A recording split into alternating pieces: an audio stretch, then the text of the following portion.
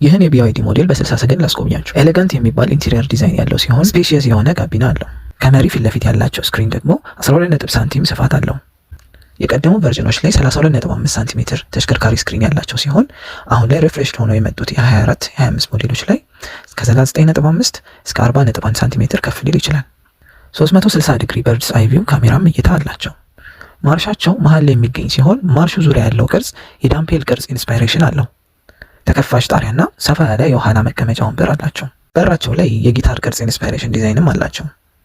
የጋቢና ወንበሮች በሁለቱም በኩል ኤሌክትሮኒካሊ የሚንቀሳቀሱ ሲሆን ዋየርለስ የሆነ ቻርጅ ማድረጊያን ቦታ አላቸው። እነዚህ መኪናዎች በሁለት ቫሪያንት የሚመጡ ሲሆን ዳይናሚክ ወይም ስታንዳርድ ሬንጅ የሚባሉት በ49.9 ኪሎዋት ሃወር ባትሪ የሚመጡ ናቸው። እነዚህም ሁለት አይነት አላቸው፣ ሰንሩፍ ያላቸውና ሰንሩፍ የሌላቸው።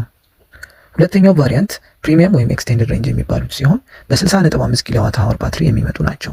ሬንጃቸውም እስከ 420 ኪሎ ሜትር ድረስ ነው። ይህ መኪና BYD አቶ 3 ወይም እኛ ሀገር ላይ BYD U1 ፕላስ ነው። ለተመሳሳይ ቪዲዮ ካሚና ኢትዮጵያን ፎሎ ያድርጉ።